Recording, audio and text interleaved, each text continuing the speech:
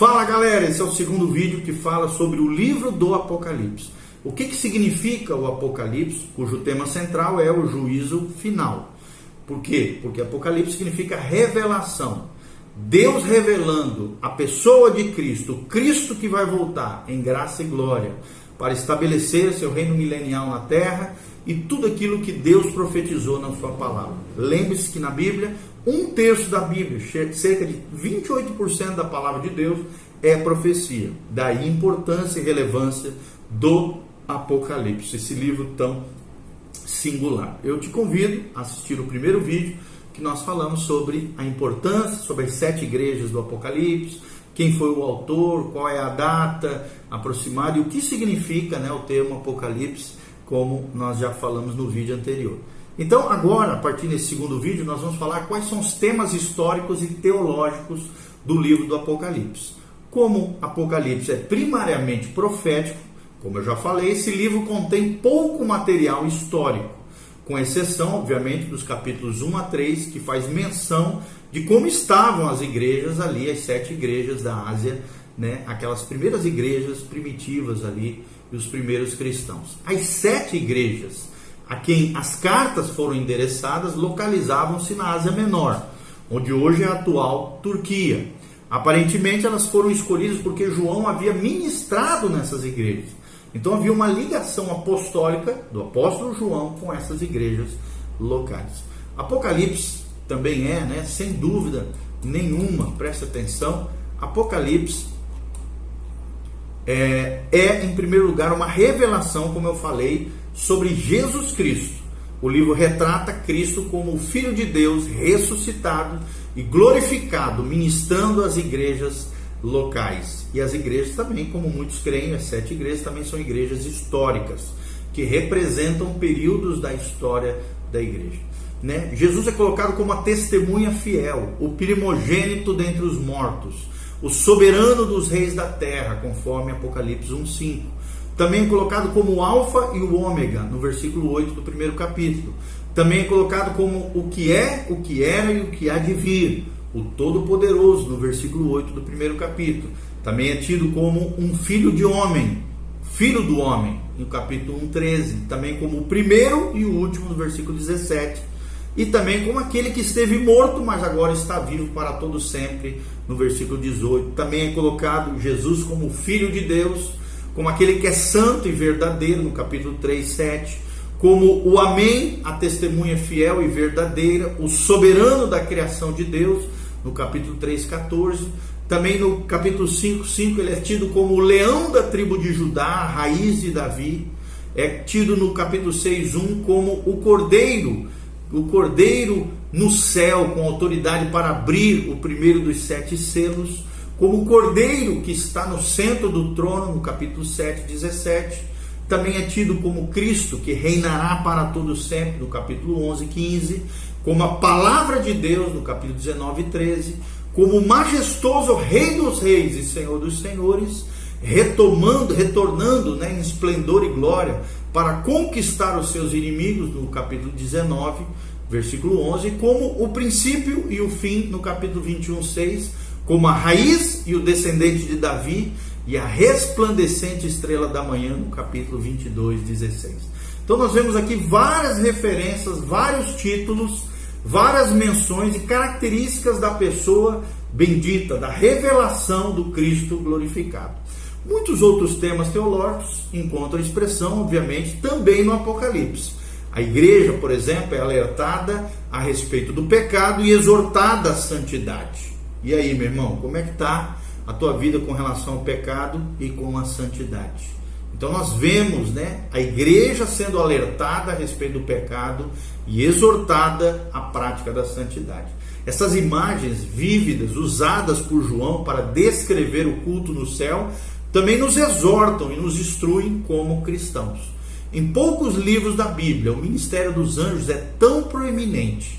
Então nós vemos aqui uma contribuição teológica, que a contribuição teológica principal do Apocalipse, obviamente, é para a escatologia, que é a doutrina ou a ciência ou estudo dos últimos tempos, das últimas coisas é o que significa escatologia.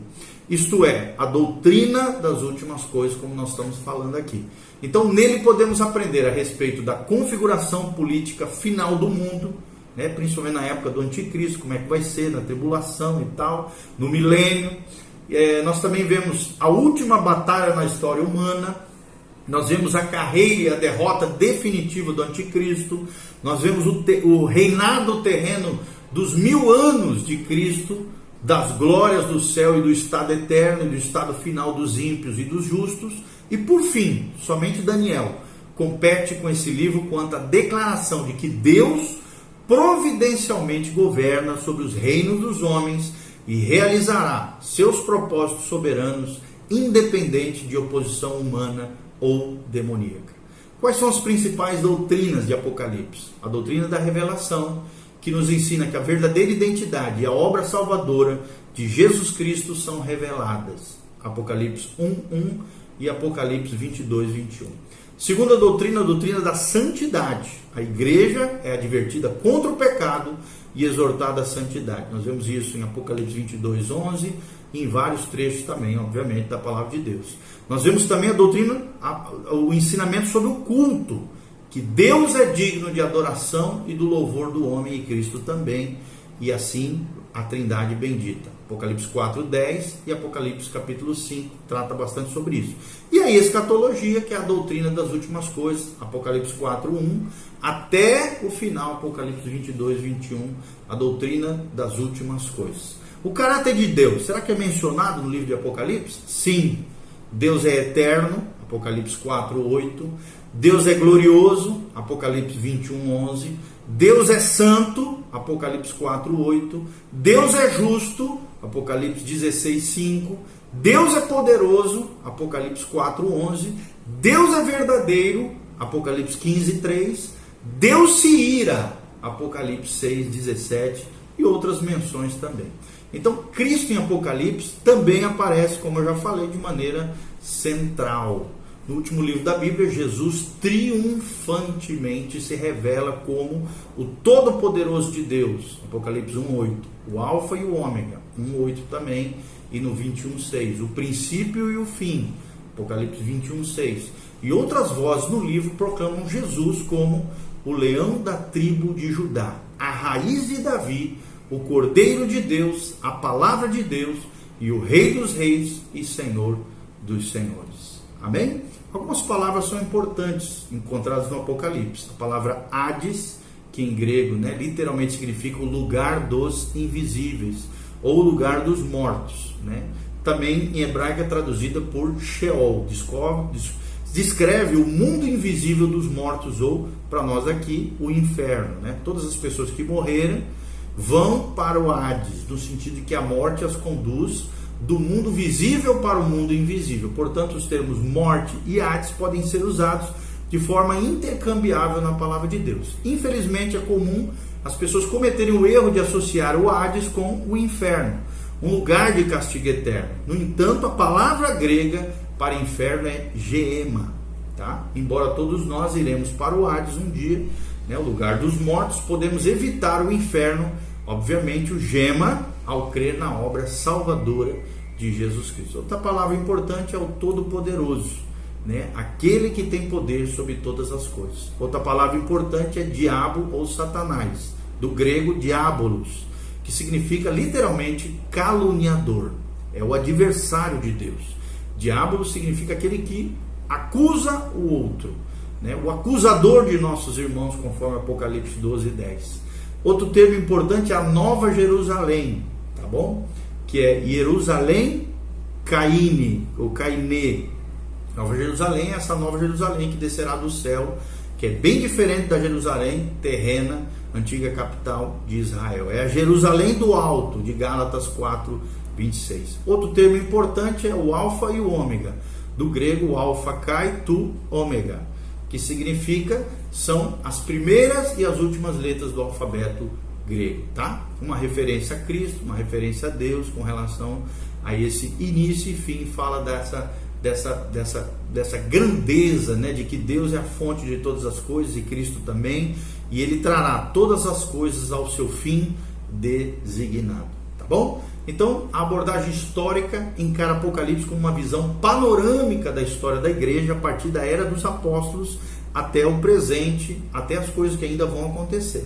Vendo, no simbolismo acontecimentos como, por exemplo, as invasões bárbaras de Roma, nós vemos também o surgimento da Igreja Católica Apostólica Romana, bem como vários papas individualmente. Nós vemos também a emergência, emergindo o islamismo, a Revolução Francesa.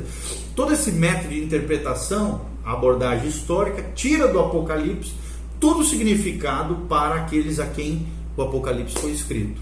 Então, igualmente, essa abordagem histórica ignora as limitações de tempo do livro, que ele próprio coloca no desdobramento dos acontecimentos bíblicos.